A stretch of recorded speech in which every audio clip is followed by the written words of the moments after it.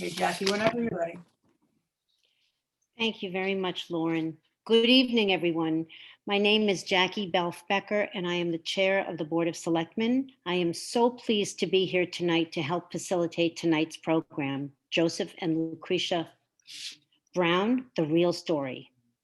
George Floyd was tragically murdered on May 25th, 2020. At that time, the Marblehead Board of Selectmen issued a statement condemning the unwarranted violence, senseless act of hate. The Selectmen also informally convened a group of organizations committed to ending hate and promoting racial justice and inclusiveness within our community. These meetings have taken place on a regular basis since and have resulted in the formation of the coalition that has organized tonight's event. First and foremost, the Board of Selectmen would like to thank the Task Force Against Discrimination, whose co-chair, Helene Hazlett, has been part of these regular conversations. In fact, she was the founding member of the task force. The task force has been uniquely involved and on the forefront in our community for over 31 years in its commitment to ensure a respectful, supportive, welcoming, and inclusive community for its many diverse citizens and visitors. Along with the task force, we'd also like to thank the other organizations that have participated in these meetings and are part of the coalition's work, including the Racial Justice Team, Team Harmony, the League of Women Voters, the Marblehead Museum, and the Marblehead Police Department. Others have also joined the coalition and supported our work, such as the METCO program, Marblehead School Committee and Public Schools, and the Abbot Public Library. As many of you know, the school committee recently took the important step of naming its new elementary school, the Lucretia and Joseph Brown Elementary School. In fact, as a member of the school building committee, I was lucky enough to have been involved in a working group to design a signature mural for the inside and outside of the building, which highlights the history of Marblehead, but with a focus on Joseph and Lucretia Brown. It will be spectacular. The school naming by the school committee has sparked a great deal of interest and conversation about the Browns and their critical role in the history of Marblehead. This program tonight will help to explain the true story about Lucretia and Joseph Brown. We hope you learn something new about their role in the history of Marblehead. Their characteristics of creativity, strength, community, and resilience certainly reflect the characteristics of Marblehead itself. At the end of the presentation, there will be a question and answer period. A huge thank you to Lauren McCormack, the Executive Director of the Marblehead Museum, and Robin Taylor, writer and member of the Marblehead Racial Justice Team, for their willingness to host what is sure to be an interesting and lively discussion. And with that, I'll pass it off to Lauren. Thank you. Thank you very much, Jackie. So we will be doing a little bit of a give and take, Robin and I. And again, if you have any questions, please put them in the chat. We are asking you to stay muted because we have so many people on this, which is really fabulous to see the interest. And so we thank you very much for joining us tonight. And again, we are recording this, so we'll be able to spread it far and wide as well. All right, let's get started. You're being too generous when you're saying give and take. I'll ask the questions and Lauren will answer them. I am in charge of I am the president of the AV club tonight though. So any technical issues that come up with the images, that's all on me. Lauren will face no blame for that. Thank you. So one of our goals tonight is to address some of the myths and misconceptions that exist about Joseph and Lucretia, and certainly to try to bring to the fore some of this wonderful new research that so many people have taken a part of. And so it's certainly not just me, not just you, it's been a whole group of individuals who have aided in this research. And I think we've gotten some strokes of luck as well. Absolutely. So we'll start with one of the larger myths about Joseph, which was that he was born in Marblehead as a free man. And unfortunately, that isn't true. But as you were saying, there's sometimes in research, there are moments and finds that literally change your path. right? To change the way you understand somebody and point you in a million new directions that you didn't think existed. And in this case, it also changed what we thought from years of oral history and written history, what people thought about Joseph Brown. And that was his pension record. Because he was a Revolutionary War soldier, in 1832, he applied for a pension record. Now, in 1832, Joseph was 83 years old. So you're probably wondering why we're starting with this. But the reason we're starting with this document is because in order to apply for a pension, you had to give a lot of information about yourself. And on the first page of the pension record, well, you're looking at the second page right now, but on the first page of the pension record, the very first line that is written down. And now Joseph didn't write this record, is what you're looking at here is the first page. He didn't write it. It was transcribed for him, but it is him telling his story. And the very first thing he says is that he was born in North Kingstown on Narragansett Bay in Rhode Island on the 18th of November, 1749. So that's a very specific date. He also goes on to say there's no record of his age. And in other words, there's no printed record that he has, no mention in the vital record necessarily, but he's telling us he was born in North Kingstown, Rhode Island.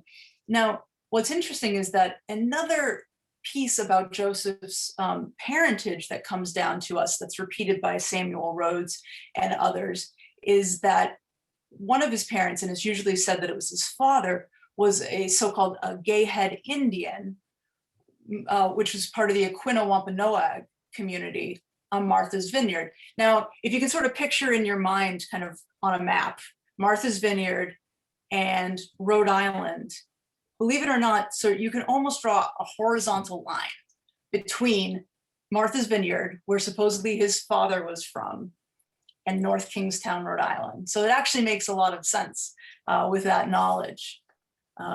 So this is sort of the first thing that kind of blows up our, what we thought we knew about Joseph. But there's more just in this document alone. So the idea that we thought that he was born as a free individual. And again, unfortunately, that is not true. And he comes out and says as much. About the third or fourth line down, he says, he was the slave of Beriah Brown of said North Kingstown.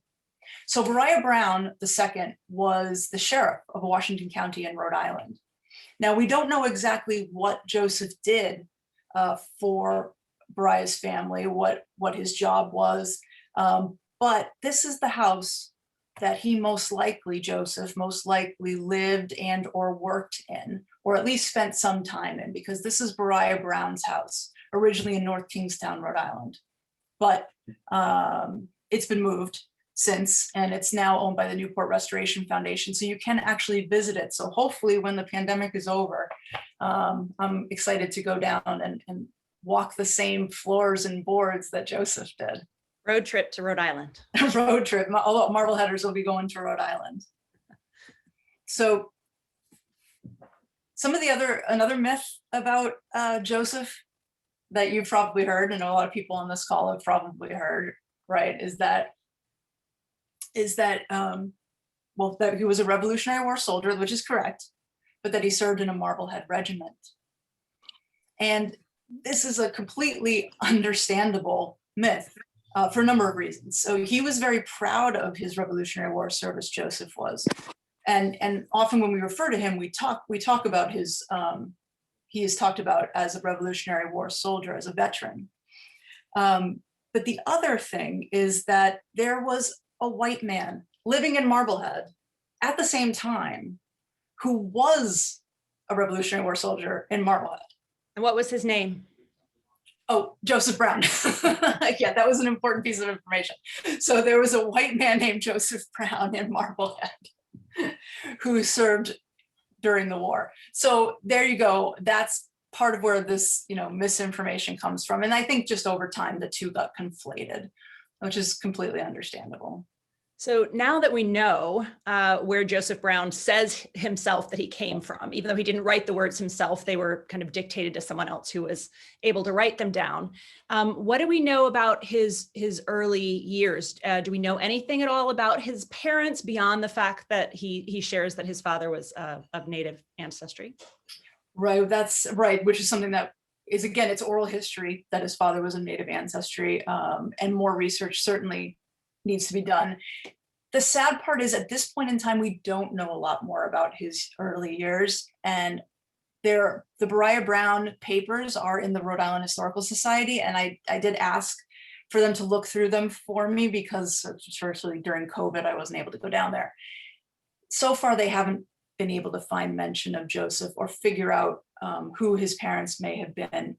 And this sort of brings me, if I can make an aside for a second, there's been some talk around town about his name, about Joseph's name, and are we naming the school after Joseph, and in doing so, are we using his, for lack of a better term, slave name? And I just wanted to bring this up because certainly his surname comes from his enslaver, Beriah Brown. I mean, that is certainly true. So the Brown comes from that name. What we don't know is who named him Joseph. Did somebody in Beriah or Beriah's white family sort of give him that name or force that name upon him? Did his parents give him that name? We don't know. We may never know, to be honest. But what's something important to keep in mind that a fellow racial justice team member, Lou Mahey, pointed out to me, and he's absolutely right, is that oftentimes, not oftentimes, but it was not unusual, let me put it that way, for a person upon gaining their freedom to change their name if they so chose to do so. For instance, there was a woman in town named Venus, born Venus Brown, assigned that name, no relation, was then unfortunately sold to another person named Orne. She became Venus Orne, and then she became free and changed her name to Venus Freeman. So that did happen. Joseph chose not to change his name. So for now, we'll continue to refer to him by his name. And in later when he marries Lucretia, she took his name as well, which we have a record of. So there was some conscious sort of a conscious decision, I guess, at that point, at least, for the name to stick. Yes, that is certainly true. That is certainly true. Now, one thing I forgot to mention, I want to go back to, that we learned from his pension record, is that Joseph's service, he serves in the Revolutionary War as a substitute. What I mean by that, he's a substitute for his enslaver, Beriah Brown's son, Christopher. Christopher chooses to go, as they say, a privateering, which is much more lucrative, perhaps, than serving as a private in the army. And I thought safer too, but no. Not safer, unfortunately, for Christopher at least. He ends up going to Africa on a ship and catching some sort of illness and dying there. So it didn't work out so well for him. But in a very poignant part of the pension record on the second page, Joseph says, the time he was in the service, he can never forget, because he was the slave of said Beriah Brown. And at the time he entered the service, he was promised his liberty if he would faithfully serve out his master's son's time, that he did so and received his liberty.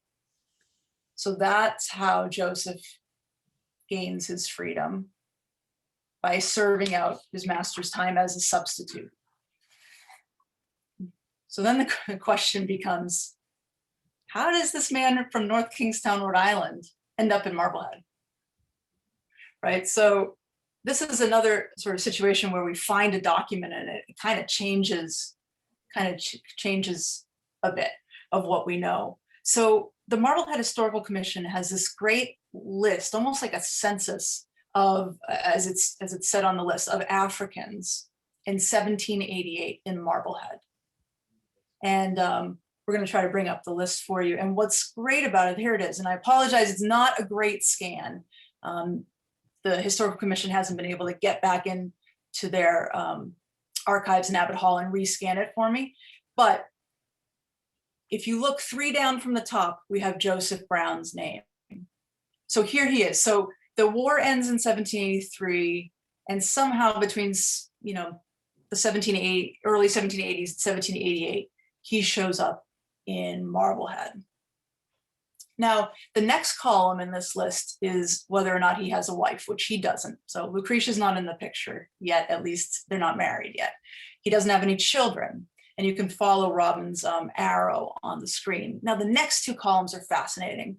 The first one says Massachusetts, and what it means is, were they born in Massachusetts? Well, there's nothing there for Joseph. The following column, the last full column, says Rhode Island. Were they born in Rhode Island? And there's a tick mark next to Joseph's name. So yes, he was born in Rhode Island. But if you look down that column, now again, this is a list of people of color in Marblehead. Look at how many people in Marblehead are from Rhode Island. And that just brings up a whole other question.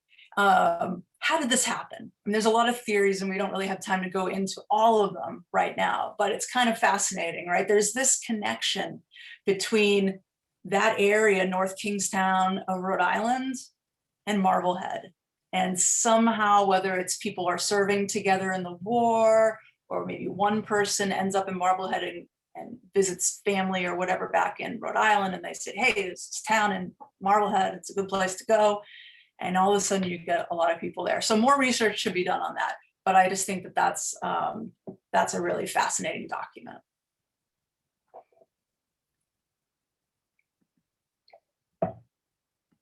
So the next we don't really hear from Joseph very much after that.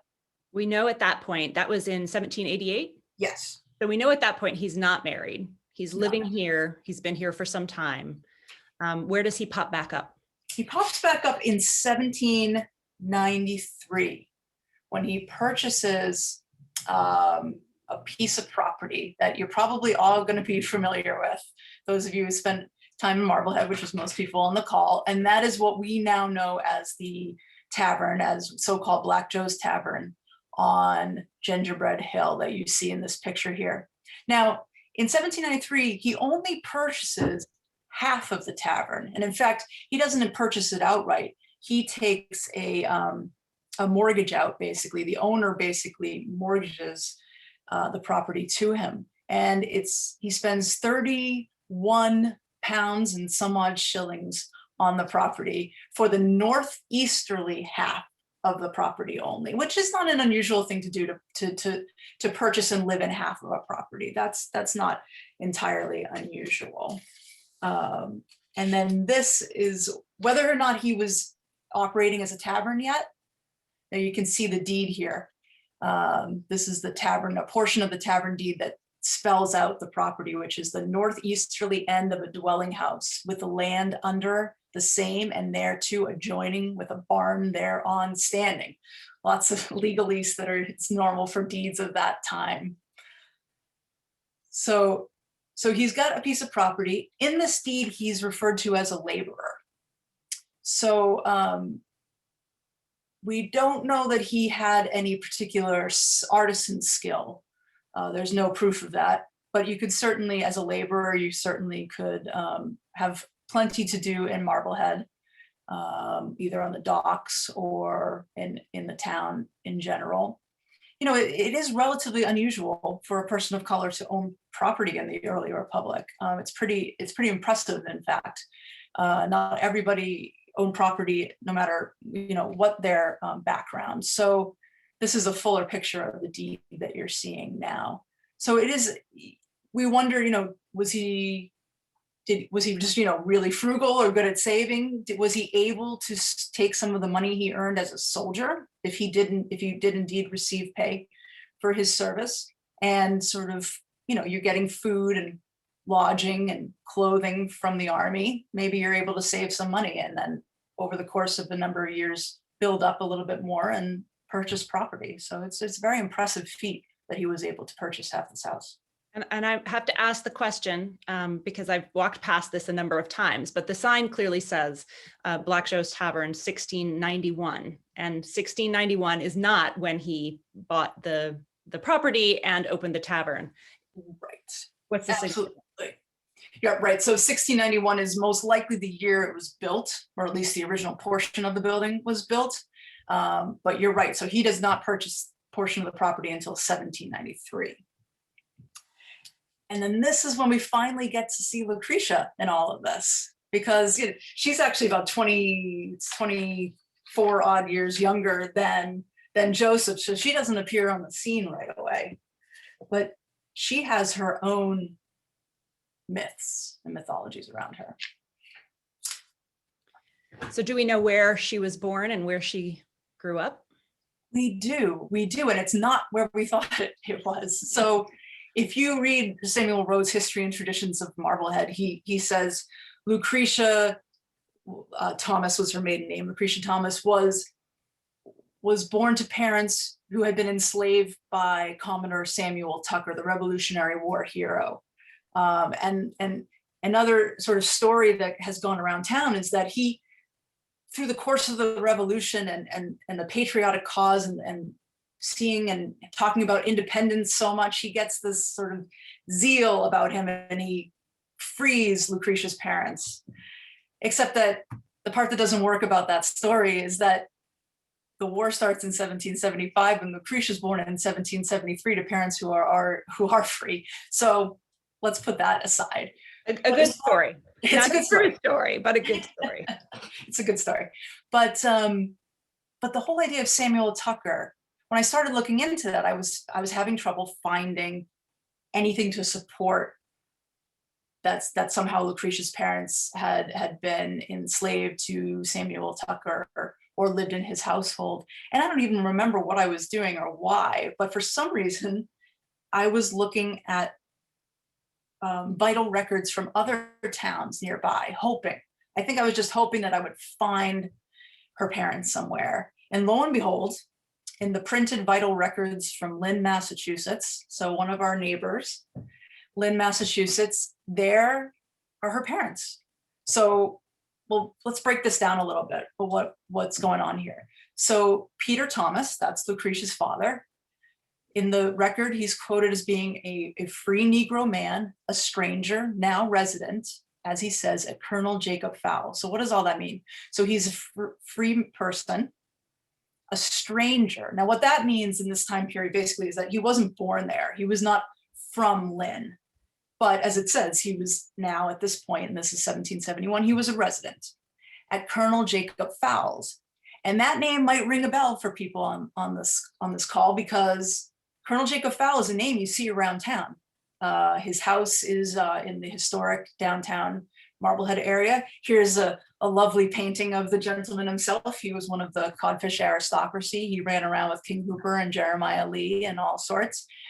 So I did a little digging into him, and I found out that he had property not only in Marblehead, but in Lynn as well, probably a country seat or a summer house or some sort. So that's an interesting correlation, an interesting connection between Marblehead and Lucretia's parents out in Lynn. And then if we could go back to the marriage record. Awesome, thank you. So then we have Lucretia's mother, Lavinia. Now, in most every other record, Lucretia's mother is known as Lucretia. So whether she changed her name or whether whoever transcribed this record mistook Lucretia for Lavinia, we don't know yet. But I'm going to continue to call her Lucretia Senior for lack of a better term, or for lack of being sure of anything. So Lucretia Senior was a Trevitt. And again, that's a name that I bet you will all recognize. And exactly what the relationship between Marblehead Trevitts and Lynn Trevitts are, I haven't nailed that down yet. But there's also some descriptive information about her, quote, a mulatto girl brought up at Joseph Downing's.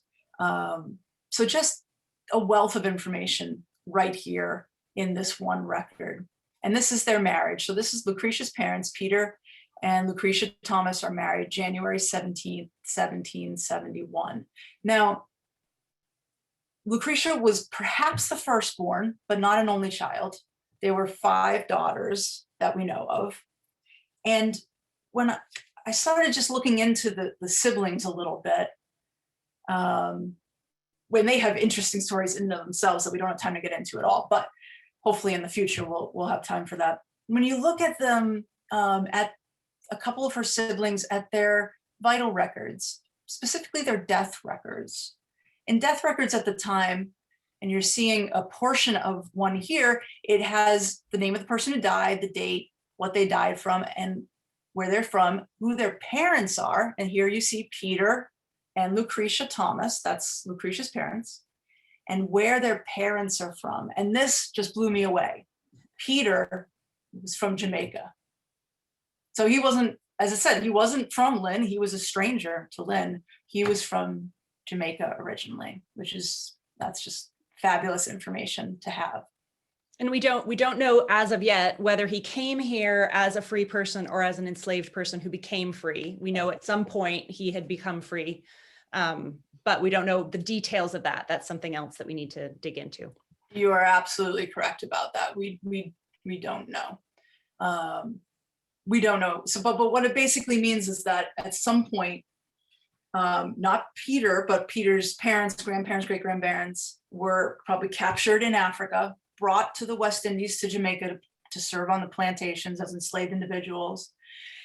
And he was born there. Again, whether or not he was born free or enslaved, we don't know. But as you said, then he shows up in Lynn. But it's just fabulous new information to have about them. And then, so that's their parents. We have Lucretia Sr. as being born in Lynn, according to this. And so, how do they meet? We don't know. We don't know the romantic story. If only we knew the romantic story of how they meet. I wish we knew. So we know it's at least somewhat romantic because they were together for a long time. Yes. And the wedding we have some records of. We have some records of. They get married in, oh, excuse me, I'm gonna have to look this up, in 1794, January 5th, 1794.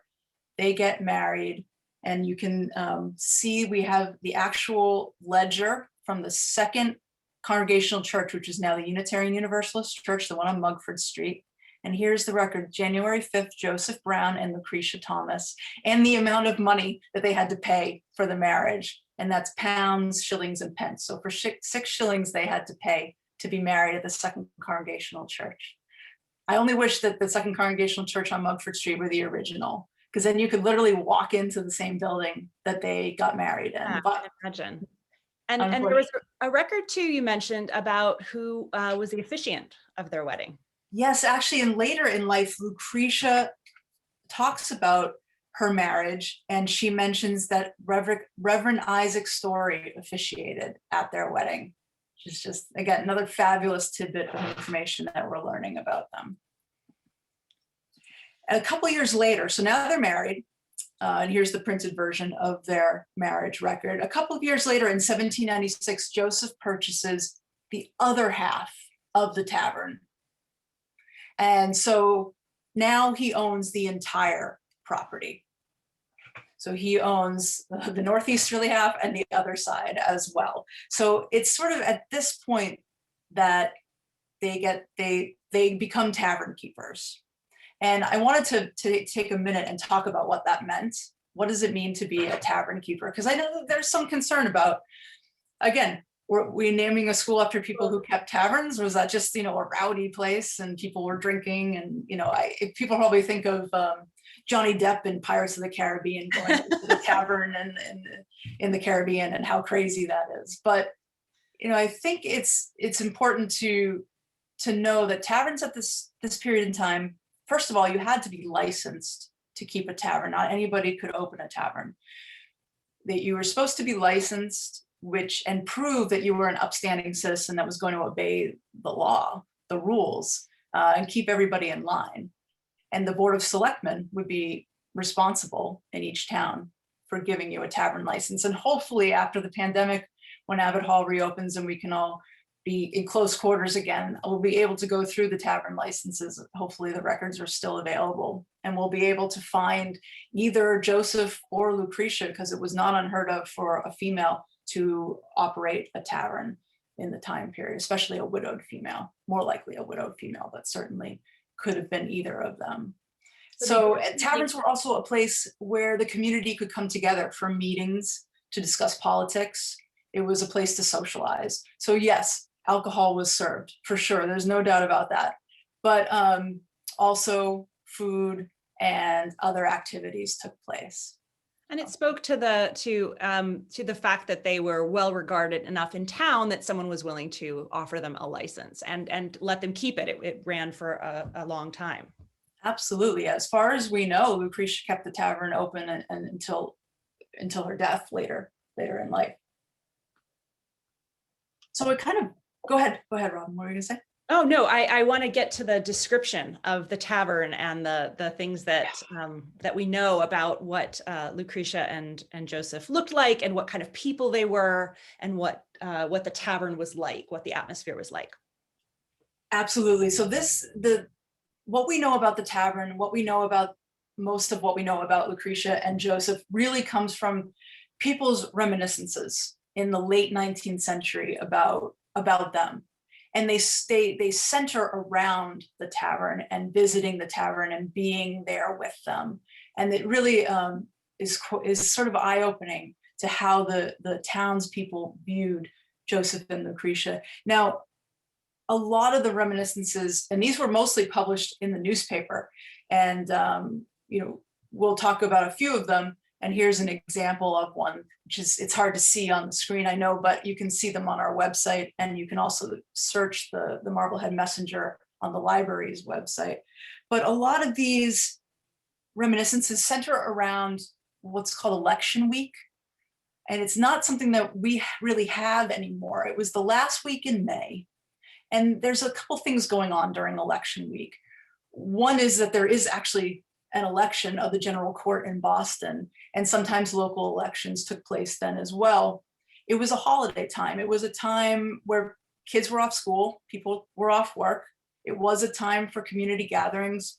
Oftentimes the militia, which was required for each town to have a militia in this time period, would come together to drill.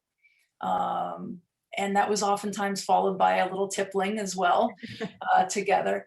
It was also, for people of color, there was a part known as Negro Election Day, and that's the wording of the time period. And that goes back to when slavery was legal and part of Massachusetts. And it was one of the only times of year when enslaved people were allowed sort of a holiday, if you will. So for them, it was also a community gathering time. And there's a lot of information out there that I encourage people to check out about specifically Negro Election Week or Day, as well as the general election week. But just to put that out there, but for Marblehead, it was a time for the community to come together, both white and Black people to come together. And they often did, it seems, come together at Joseph and Lucretia's tavern. And according to one author, the place par excellence in which to keep election was the Brown's Tavern. And that's a quote from the Marblehead Messenger. Lucretia is always sort of shown in these remembrances as a very jovial woman, a very hospitable woman who's giving out election cakes and beer that she's brewed herself, and people are young and old are pitching pennies in the backyard. And then later on in the evening, when it gets dark, people start to come inside. And that's when Joseph would pick up his fiddle and start to play. And the story goes, and I don't know how true this is, to be honest with you, but the story goes that Joseph really only knew one song, and that was Yankee Doodle, and that he would play it in various tempos to encourage jigs and reels and all of that. I don't know if that's true, but he definitely was known for his fiddling as well. And it's from that we get probably one of the best descriptions of Joseph, because he dies before the advent of photography. So there's certainly no photographs of him and of neither of them, unfortunately. And there's no contemporaneous images of them. The only images we have are things that people painted later or made later, but nothing of what they actually looked like. So we're really reliant on the words. So the one author later in life is describing what it was like to be a child going into Brown's Tavern at the nighttime when things are starting to get going in the tavern. And he says, in the center of the room, in a large armchair, was seated a large, burly specimen of the African race. I eyed him curiously. I had never seen before such a large specimen of humanity. He evidently was 6 feet in height, and though appearing very old, his countenance beamed with mirth. And that's a trope we see over and over again when we're talking about Joseph and Lucretia, is how kind they were, how jovial they were, how full of mirth they were. He goes on to say about Joseph's physicality. He says, after I worked at my trade of shoemaking for some time, Mr. Brown came to the shop to have a pair of shoes made, and we found it necessary to reconstruct a large, full, number 12 fishing boot last by additions of leather, making it considerably longer and wider. So without a doubt, Joseph was a very tall man. And so was Lucretia, supposedly. She's referred to as a tall and dignified woman. So that's kind of what we know about what they looked like, which is not much, but. It painted a good picture. I have a picture in my head now of the inside of the tavern and the fiddle music and Yankee Doodle and the big feet tapping out the rhythm. Absolutely, absolutely. And a couple of other quotes just very quickly is about their hospitality. The famous seed king of Marblehead, J.J.H. Gregory, who was born in 1827. So remember them when he was a younger child, early teen. He said about Lucretia, her only concern was for the enjoyment of her guests. Others said that she was a good old soul. She was the friend and companion alike of young and old, one of the most kindly and charitable souls in the town. So obviously to have so many people remembering the same characteristics about them, I think goes to show the importance they played in the community, in the town. And I think that's how, when you're putting these historical records together, it's rare to find one that sort of tells the whole story. You end up coming in with lots of different impressions and different things that the sum total, you can kind of get a sense of, okay, this must be true because it came from here and here and here and here. And that's what this feels like, that this is coming from a lot of different places, from a lot of different people across a long period of time, but the impressions are all adding up to the same general idea. Absolutely. I think that's absolutely true. And, we are just reliant on the oral history and these words that we have left over to us to paint the picture in so many different ways, not just physically. But. Everybody check your attics, though, because at any moment, that pension record, until that showed up, we had no idea. We thought, we were looking in the wrong place. So I expect that over the next few years, probably more things will come up as we discover new things that leads to more discoveries, which give us new places to look. So. Absolutely. Absolutely. And I want to address a question that popped up. We oftentimes see racialized tropes as people are discussing people of color, especially in the 19th century and even certainly into the 20th century as well. And what these documents are, for the most part, are written remembrances that people submitted to the Marblehead Messenger or the Marblehead Reporter. And they are what they remember of Joseph and Lucretia Brown. And I'm giving you bits and pieces, and I recognize that. Taken as a whole, though, it is surprising how respectful they are. Throughout these reminiscences, you can sort of almost get a sense of awe towards Joseph and Lucretia.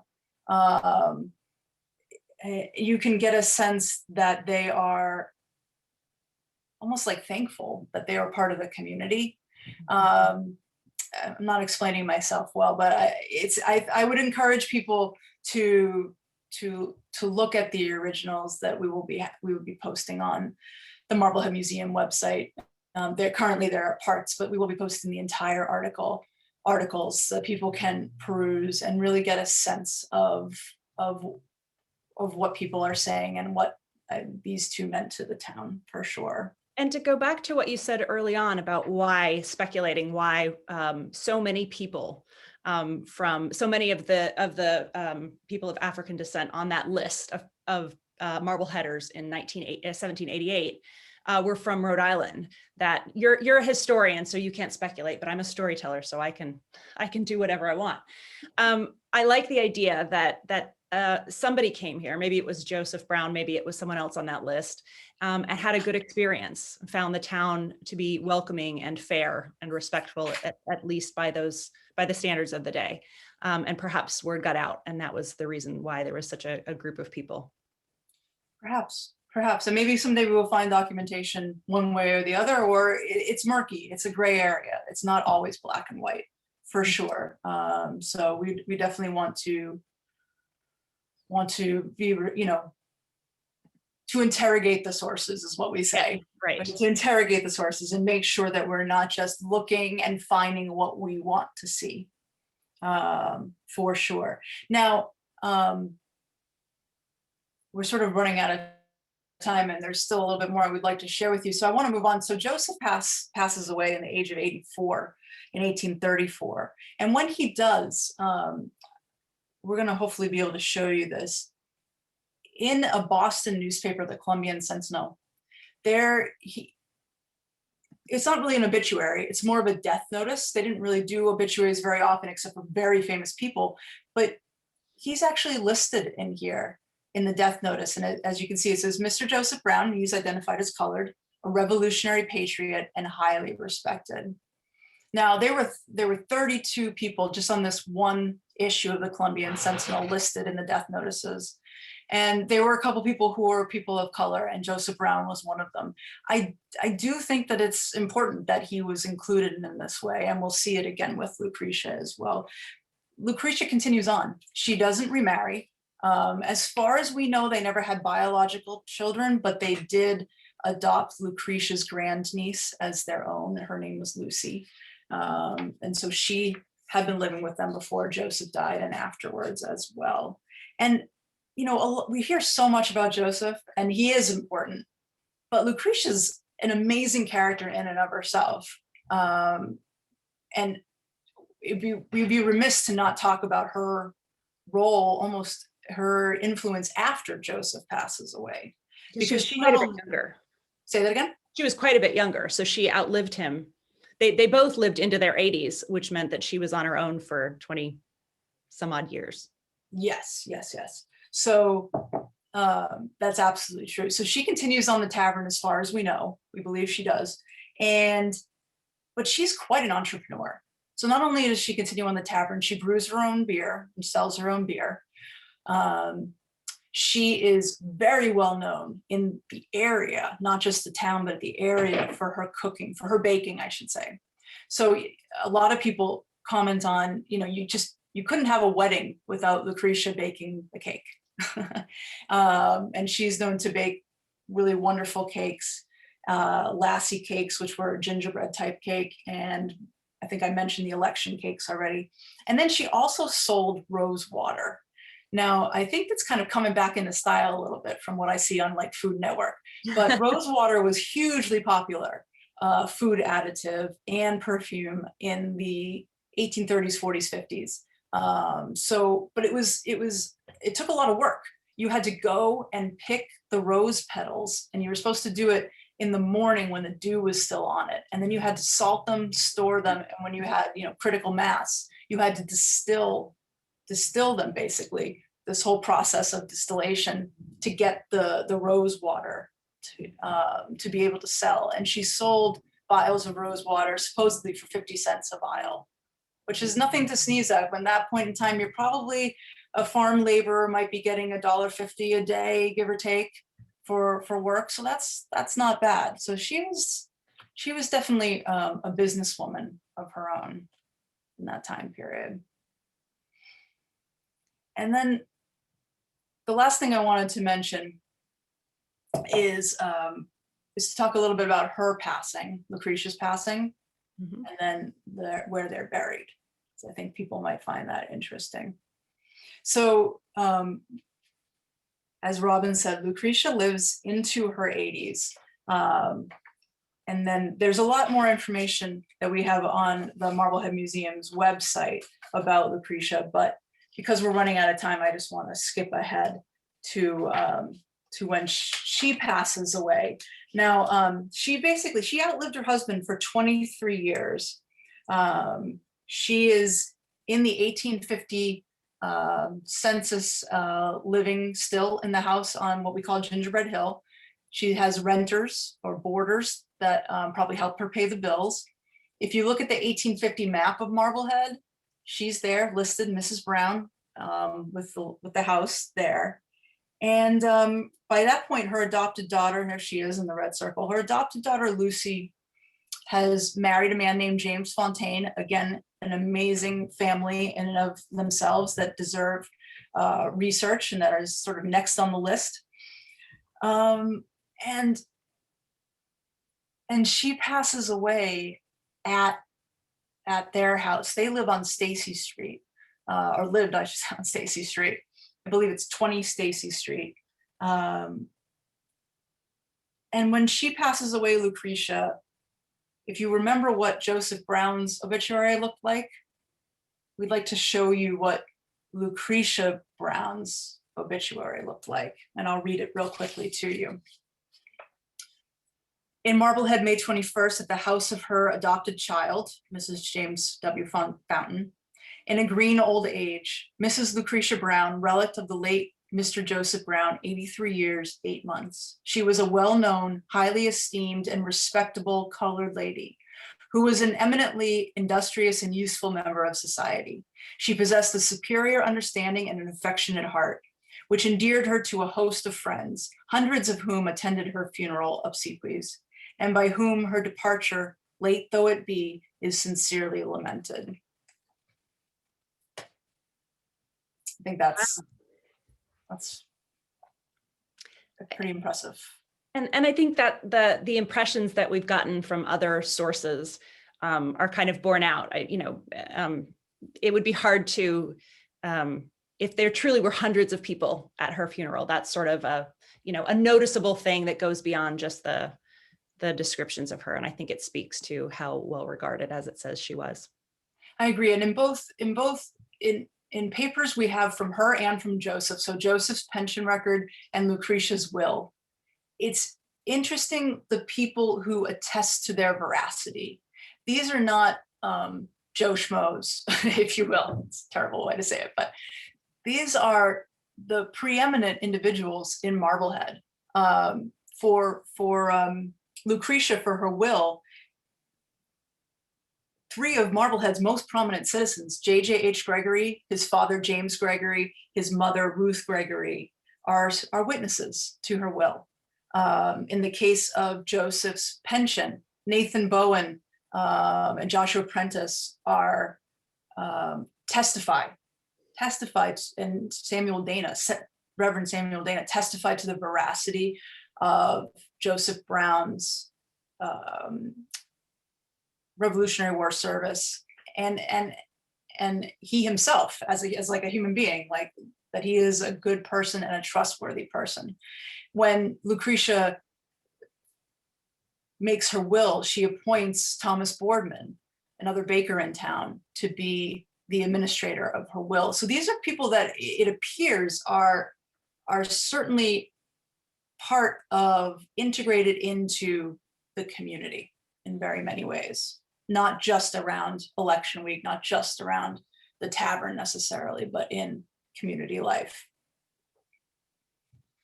So then the last thing I want to mention real quick is where they're buried, because a lot of people wonder about this. So when they died, according to a 1870s book that of person who went around transcribing stones at Old Burial Hill, both Lucretia and Joseph had either one stone together or separate stones at Old Burial Hill.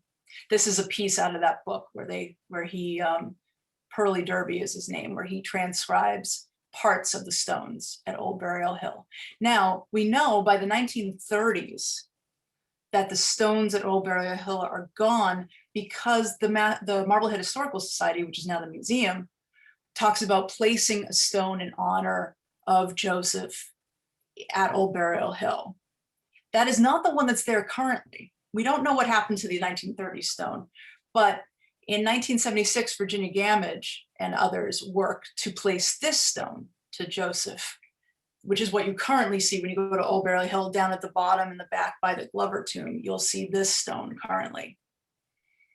Now, that being said, Waterside Cemetery is consecrated in the late 1850s after both Lucretia and Joseph have passed away. I know from speaking to the cemetery commissioner that Lucretia's and Joseph's adopted daughter, who is now Lucy Fountain or Fontaine, she and her husband purchased a plot at Waterside Cemetery upon the death of their own 16-year-old son. And if you go to Waterside Cemetery today, and you go to where Elmwood and Linden Streets cross, you will find a stone, not only to James Fountain and Lucy Fountain, Lucy Brown Fountain, but this stone that you're seeing here, this is Mrs. Lucretia Brown, relict of Mr. Joseph Brown, died at Marblehead, May 21st, 1857. And below it, and it's hard to see because of the lichen, is Mr. Joseph Brown. And it's his death date and his age at death. So the question is, was this the same stone that was originally at Old Burial Hill? And if so, would Joseph be first because he died first? Could it be that this was a memorial stone that Lucy and her husband decided to put there in the family plot to sort of have them symbolically with them? It could be simply, as the cemetery commissioner herself said, a memorial stone rather than the actual stone. Some people have suggested, oh, this seems a little far-fetched, that they may have been actually even disinterred and reinterred, but there's no evidence for that. So we honestly don't know. But what I like about this stone, rather than the one at Old Burial Hill, which is lovely, is that this stone includes Lucretia as well. So if you want to pay your respects to Joseph and Lucretia, don't just go to Old Burial Hill, go there, but also go to Waterside Cemetery. And that, I think, kind of wraps it up for us, because we want to make sure we can get a couple minutes in for questions. So again, because we have so many people, we do ask that you put your questions, which I know a lot of you have, into the chat, and my colleague will help us by asking a few of them for us. Okay, we've got quite a few questions. So Martha asks, which regiment did Joe serve with? Oh, great question, Martha. Thank you. So we believe, based on some information in his pension and then some other records that are available now, they've been digitized, that he was in the 2nd Rhode Island Regiment. And I should mention that the 2nd Rhode Island served for a time alongside some Marblehead regiments. So that may have been how the Marblehead Rhode Island connection started to be made. Kimberly asked, do you know what kind of work Joseph may have been doing before he became a tavern keeper? We don't for sure, except to say that in the deeds, when he purchases the tavern, what is the tavern property, he's referred to as a laborer, Joseph Brown laborer. That is unfortunately all we know. And the other thing I should mention that I should have mentioned earlier is that both Joseph and Lucretia, I believe, were illiterate, and that is because they never do sign their names on any documents, be it a pension, be it the will or the deeds. It's always, they make their mark, which is basically a cross or an X. They make their mark. Now, their child, their adopted child, here's an example of it down the bottom, that cross, that there is Joseph's. Joseph made the cross, and here Lucretia made the X. Their adopted child, however, Lucy, and her husband, James Fountain, they both are able to sign their names. They most likely were literate, which I think is just, it sort of shows the importance of education that Joseph and Lucretia placed on the importance they placed on education for their adopted daughter. Moses asked who Joseph bought the tavern from. Do you have any information about that? The first half he bought was from a woman named Mary Seward, Seward. The second half was from, I believe it was William Peach, who lived in Newbury. Continuing with this theme of tavern questions, do we know if the tavern had overnight accommodations? We don't know for sure, but oftentimes licensed taverns were required to have overnight accommodations. You might have heard the phrase, like, for the entertainment of strangers. So there was basically a place where people visiting the town could stay, could get food. So it's possible that they had overnight accommodations. And one more tavern question.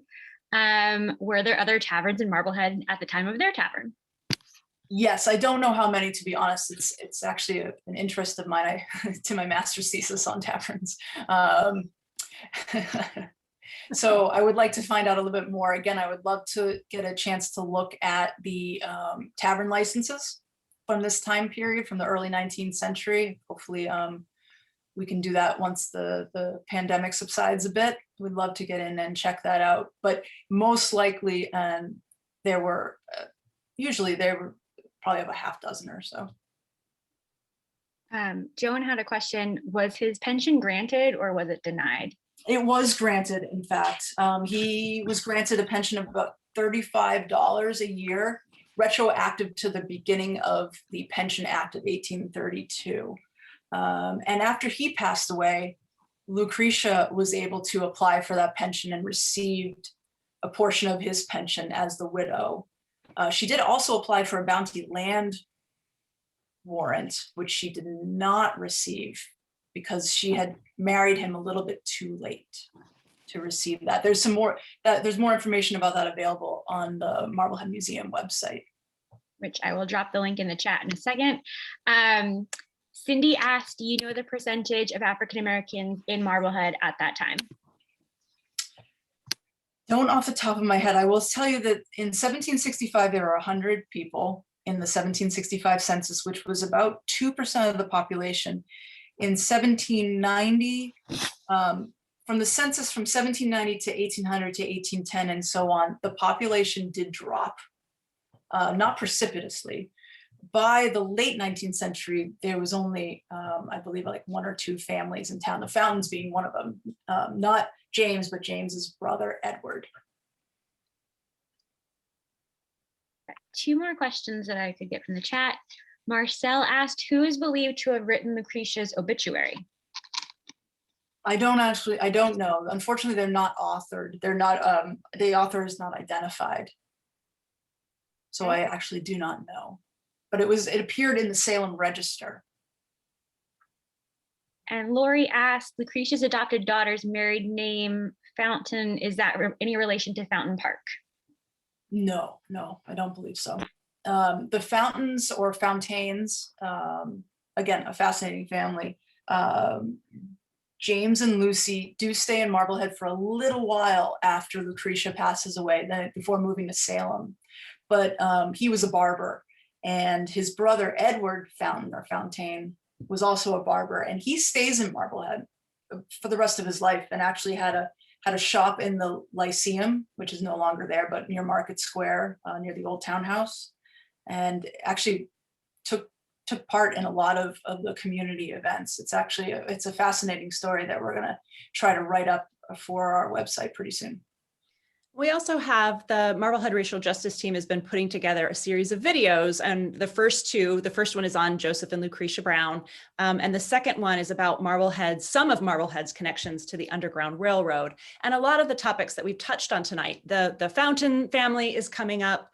I think someone in the chat had referenced the fact that it was certainly not all sunshine and roses for African Americans at that point, that there was a letter that was published in 1788, basically warning people to leave town. That's another topic that we're going to dig into, kind of what were the details surrounding that. And our hope is to, in these very short kind of 2 to 3 minute videos, cover different aspects of Black heritage as it relates to Marblehead. So what are some of these pieces of history that we can cover that either have existing buildings that you can go visit and see, or some of these documents that are just a treasure trove of information to give us the complete picture of what was happening to people, at least as best we can from, so far out into the future. And that's on the YouTube channel. Marblehead Racial Justice Team has a YouTube channel, so you can find the videos there. Thank you. Great. Any other questions? Those are the ones that I mined from the chat. I also put in the chat the link to the more research that Lauren and her team have put together. And if you have any other questions, feel free to email us at info@marbleheadmuseum.org. Again, that email is also in the chat. And in conclusion, I want to just mention that, again, things were not always rosy. And it is certainly likely that Joseph and Lucretia faced some discrimination, if not a lot of discrimination. We don't know, and we might not know for sure. And other people of color as well. And there's going to be more research coming out on that. We've received some grants to do some more work identifying people of color and sharing their stories, and that'll be coming out. And so, I don't want to paint an entirely rosy picture. I do think that there's a lot of really positive evidence here on how they were viewed. But again, there's also, we haven't even touched on the names of that they're known in town of Black Joe and Aunt Crease. And I think that there's some racialized tropes in there that it'd be interesting to talk further about. The last thing I'll say is that what I found very interesting is in the reminiscences, there are a lot of times, not always, there's some people that very specifically refer to them in the very respectful Mr. and Mrs. Brown. And then there's other people that refer to them as Black Joe and Aunt Crease. And so, yes, I think in the same way, I think somebody said in the chat too, that not everything is always positive, even if there are positive parts to our relationship that individuals have with the town. So it's something to keep in mind. It's something to keep interrogating, especially as we move forward and we study more about the history of Black, Indigenous, and people of color in Marblehead. So thank you very much. Appreciate everybody's time. I want to thank you, Lauren and Robin and Amy, for your help. This was so fabulous and it's just, my only problem is that I'd like to hear more. So maybe there can be a part 2 sometime, because you really, really did a fabulous job. And I would just like to tell the public that there will be other presentations similarly on relevant topics sponsored by the coalition. Please stay tuned. I hope we can make all of our presentations as really fascinating and fact-filled as what we heard tonight. So thank you all for joining us. And again, kudos to both of you. Thank you, everybody. Have a great night. Good night. Thank you.